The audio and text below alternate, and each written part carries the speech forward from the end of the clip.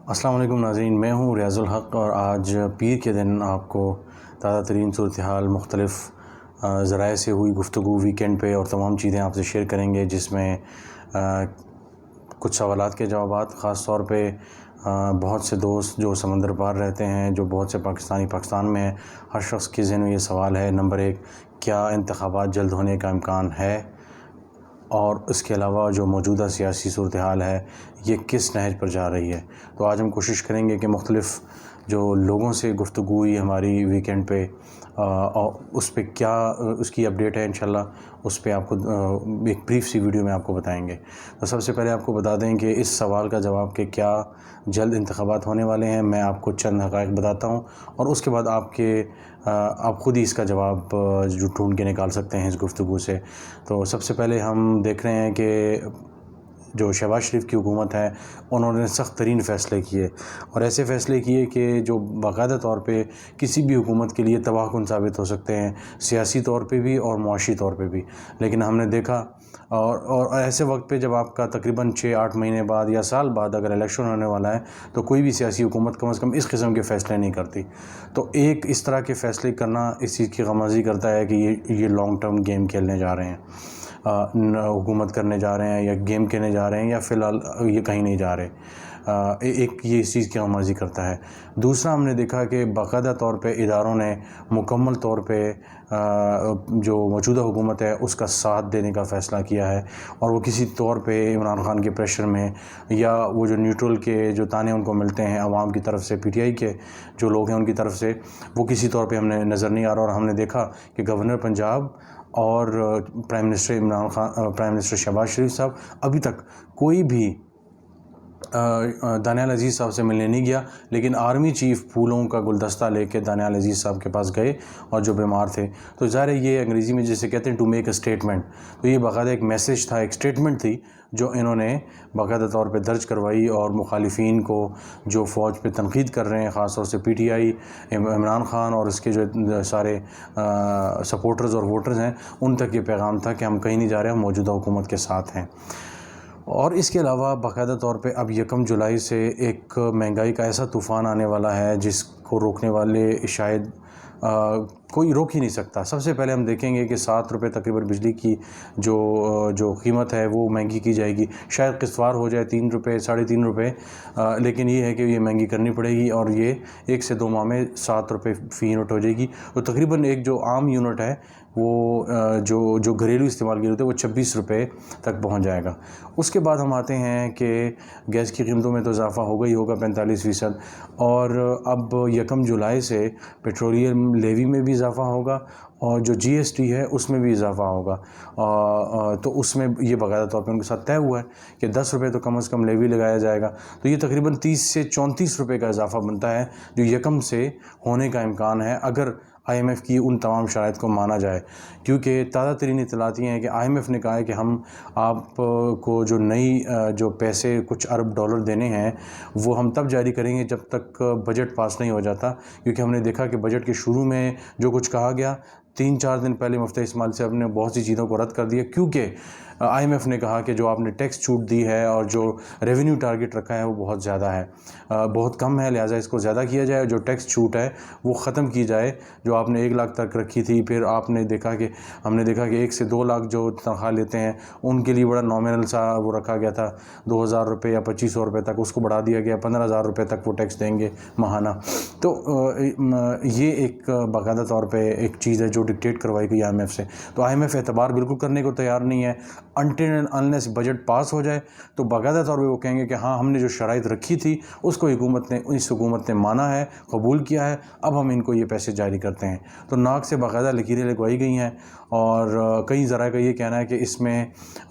کچھ جو نرمی دکھائی ہے، تھوڑی بہت ابھی بھی نرمی دکھائی گئی ہے، اور اس کی وجہ یہ ہے کہ امریکہ نے تھوڑا سا پش کیا، امریکہ کی طرف سے باقاعدہ طور پہ یہ آفیشلی ہمیں اطلاعات ملی ہیں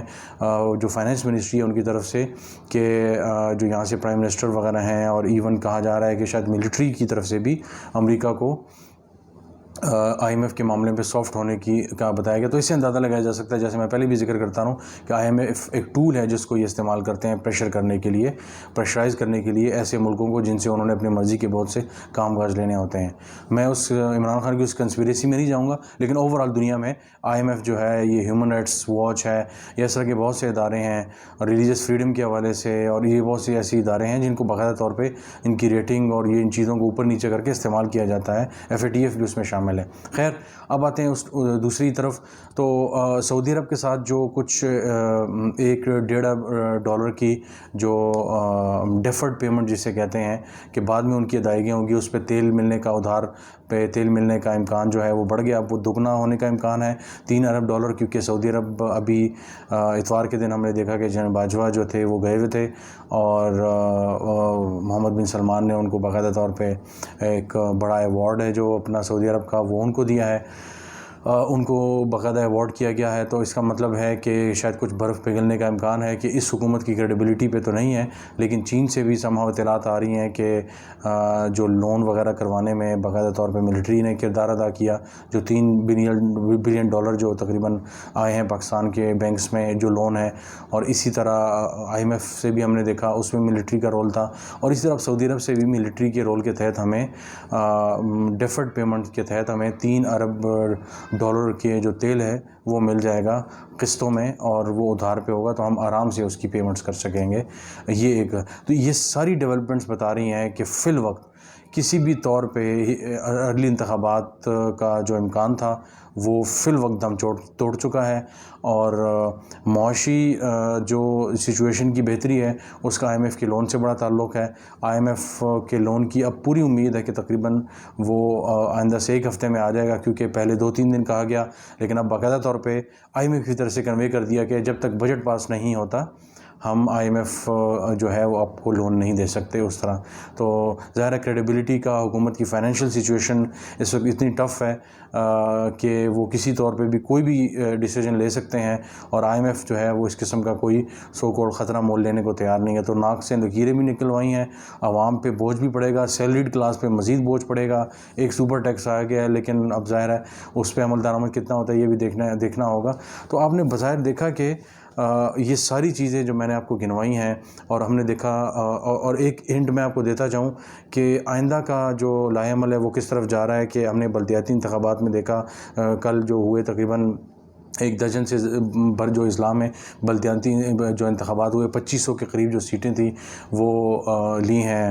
پیپلز پارٹی نے. تو پیپلز پارٹی کے پاس سندھ کا جو اسٹرانگ ہولڈ ہے وہ انہوں نے قبضے میں رکھا ہوا ہے, اور تقریباً اپیرنٹلی آئندہ کے انتخابات میں بھی ان کے ہاتھ میں ہوگا میجورٹی. کراچی کا کچھ نہیں کہا جا سکتا, امید ہے کہ شاید کراچی میں جو ناراض جو ہیں ایم کے ایم سے ناراض وہ وہاں چلے جائیں. تو ایک تو وہ کے پی باقاعدہ طور پہ پی ٹی آئی کے پاس ہوگا, پنجاب جو ہے وہ بھی ہوچ پوچ ہوگا. تو بظاہر یہ نظر آ رہا ہے کہ جیسے ایک بڑے کچھ سینئر انالسٹ ایک جگہ ہم بیٹھے ہوئے تھے تو یہ گپ شپ ہو رہی تھی کہ بظاہر آئندہ انتخابات میں کوئی 2/3 میجورٹی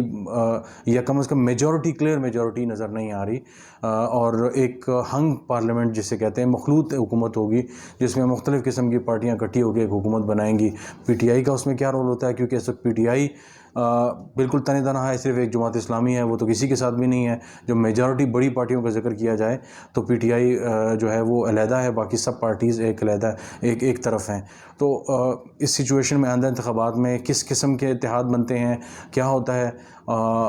یہ بھی انشاءاللہ بہت جلد ہمارے سامنے آ جائے گا سچویشن کیا ہے. لیکن آئندہ کا لائحہ عمل میں نے آپ کو بتا دیا کہ بظاہر ہنگ پارلیمنٹ کی سچویشن بن رہی ہے, اور بنائی بھی جا سکتی ہے, کہ اب باقاعدہ طور پہ کہا جا رہا ہے کہ اسٹیبلشمنٹ کسی طور پہ بھی اب افورڈ نہیں کر سکتی کہ ایک بڑی میجورٹی آئے, کسی بھی جماعت کی ایک بڑی میجورٹی آئے, وہ یہ افورڈ نہیں کر سکتے.